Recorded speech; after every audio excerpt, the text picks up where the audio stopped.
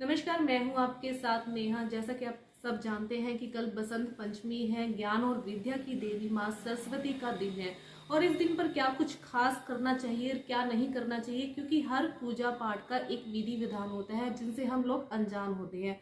हर देवी देवता की पूजा हमें पूरे विधि विधान से ही करना चाहिए। इसीलिए आज हमारे साथ जुड़ चुके हैं प्रसिद्ध पंडित नीरज भारद्वाज जी, जिनसे हम बातचीत करेंगे कि माँ सरस्वती की पूजा है वो किस तरीके से करनी चाहिए, क्या इसके तौर तरीके रहते हैं। तो सबसे पहले पंडित जी, आपका हमारे चैनल पे स्वागत है।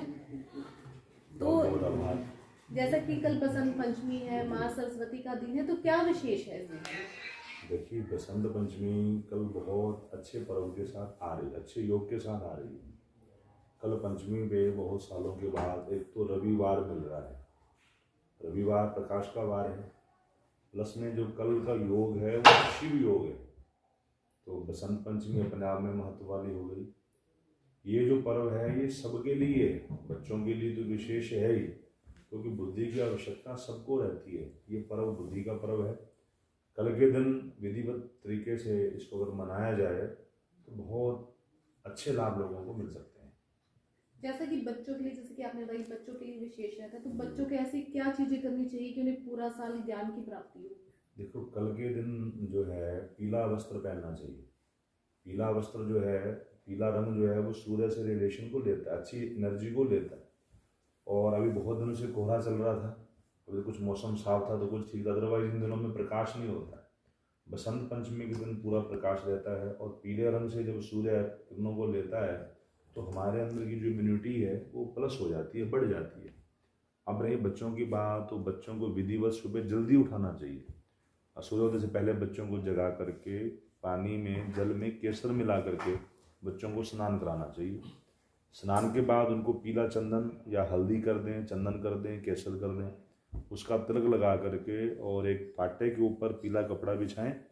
उसके ऊपर भगवती सरस्वती को पीले रंग के चावलों को पीला करके रंग कर करके उसके ऊपर लक्ष्मी यंत्र रखें, सरस्वती यंत्र रखें या भगवती सरस्वती का चित्र रखें और उसके सामने बिठा करके बच्चों को ओम श्री सरस्वती देव्यै नमः इस मंत्र का अगर जप कराया जाए तो बच्चों की प्रज्ञा चेतन हो जाती है। किस तरह की मिठाइयों का भोग माँ सरस्वती को लगता है?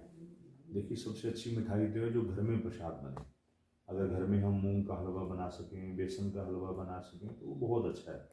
अन्यथा बाजार में जो भी साफ़ सुथरी दुकानें हैं वहाँ से पीले रंग की मिठाई लगा करके, पीली मिठाई ला करके विधिवत उनका भोग लगाया जाए तो बहुत अच्छा रहता है। जैसा कि कुछ लोग मंदिर नहीं जा पाते हैं, तो घर पे कैसे पूजा करें? देखिए, घर के लिए तो जो भी घर में देवस्थान उन्होंने बना रखा है उसी देवस्थान के सम्मुख बैठ करके धूप दीप जला करके और पीला आसन, सरस्वती के लिए कल का रंग पीला बताया है, पीले वस्त्रों को पहन करके पीले आसन पर बैठ करके जल को पीला करके विधिवत माँ को चंदन लगाएं, उनकी आरती करें, सरस्वती चालीसा का पाठ करें, इससे पूजा हो सकती है। जैसा कि हम एक बात कहते हैं कि 24 घंटे में एक बार सरस्वती हमारी जी जुबान जी पर हाँ, होती बिल्कुल। है, हाँ हाँ, तो क्या ये बात सच है? बिल्कुल सत्य है ये बात।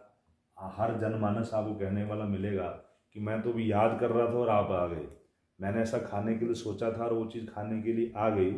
तो पूरे शरीर में मैं यूँ कहूँ तो हमारे शरीर में जितने भी ऑर्गन्स लगे हैं वो सारे के सारे हमारी ब्रेन से कनेक्ट हैं और ब्रेन की देवी माता सरस्वती है। अगर हमारी बुद्धि ठीक रहेगी तो हमारे हार्मोन्स अच्छे होंगे, हमारे थॉट्स अच्छे होंगे, हमारे विचार अच्छे होंगे, हमारा स्वभाव अच्छा होगा और जब हम अच्छा सोचेंगे तो हमारे बॉडी में जो ऑर्गन्स लगे हैं वो अच्छा काम करेंगे। इसलिए सरस्वती पूजन और सरस्वती का यह दिन तो अपने आप में बहुत अद्भुत, बहुत चमत्कारी दिन है। पूजा के लिए कोई विशेष समय? पूरा समय ही विशेष है, क्योंकि आज शाम को ही पंचमी लग रही है और कल भी पंचमी रहेगी। तो जो लोग पूजा करना चाहें तो सूर्योदय से लेकर के शाम सूर्यास्त तक कभी भी पूजन कर सकते हैं।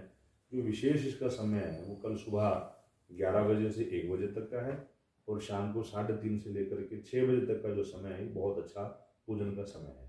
जो छोटे बच्चे वो मंत्र उच्चारण नहीं कर सकते हैं, जी। तो कोई सरल सा मंत्र जो बच्चे कर पाए, क्योंकि बच्चों के लिए विशेष रहता है इस दिन। देखिए, बच्चों को संस्कृत माता सरस्वती का मंत्र तो सिखाना चाहिए। अब ऐसा तो नहीं है कि आज हम मंत्र बताएं और कल माँ बाप सिखा दें, ऐसा नहीं हो सकता। इसलिए बच्चों को बचपन से ही कुछ मंत्र संस्कृत के सिखाने चाहिए। सबसे अच्छा मंत्र है या देवी सर्वभूतेषु बुद्धि रूपेण संस्थिता नमस्तस्यै नमस्तस्यै नमस्तस्यै नमो नमः। इस मंत्र को पूरा बच्चे पढ़ लें तो बहुत अच्छा है। अगर वो इतना नहीं पढ़ सकते तो भगवती सरस्वती दिव्यै नमः इसका जप कर लें। अगर वो ये भी नहीं कर सकते तो ओम ऐं, केवल इतने मंत्र है। और हमने ऐसा सुना है अपने गुरु महाराज से कि जो बीरबल था, बीरबल के लिए बुद्धि सबसे बड़ी चीज थी। ऐसा बुद्धि का विज्ञान कहीं मिला नहीं है। जो बीरबल था वो इस मंत्र को जपता था, ओम ऐं, केवल इतने मंत्र, ओम ऐं ओम ऐं ओम ऐं। अगर इस मंत्र को जपा जाए तो प्रज्ञा और चेतना दोनों ही जो है मजबूत हो जाती हैं। इस मंत्र को जप लेना चाहिए। एक चीज और देखी जाती है कि कुछ लोगों को पूजा पाठ के नियम नहीं पता होते हैं, लेकिन पूजा फिर भी करते हैं। अगर उनसे कोई गलती हो जाती है तो किस तरह से क्षमा याचना की जा सकती है? देखिए, भगवान अपने आप में ही क्षमा करने के लिए सामर्थ्यवान है। हम जब भी पूजा करते हैं, किसी भी देवता की करते हैं, किसी भी दिन करते हैं, किसी भी त्योहार पे करते हैं, तो जब पूजा के बाद आरती की जाती है तो आरती का लाभ यही है कि जो पूजा में त्रुटि हमसे हुई है वो आरती करने से क्षमा हो जाती है। तो भगवान स्वतः ही माफ कर देते हैं। ये थे हमारे साथ पंडित नीरज भारद्वाज, जिन्होंने बताया कि बसंत पंचमी के दिन माँ सरस्वती की पूजा किस तरह से करनी चाहिए, बच्चों के लिए क्या विशेष रहेगा और बड़ों के लिए क्या विशेष रहेगा। आप हमारे इस वीडियो में देख सकते हैं। इसी के साथ हमारे चैनल को लाइक शेयर एंड सब्सक्राइब जरूर करिएगा। बहुत बहुत धन्यवाद।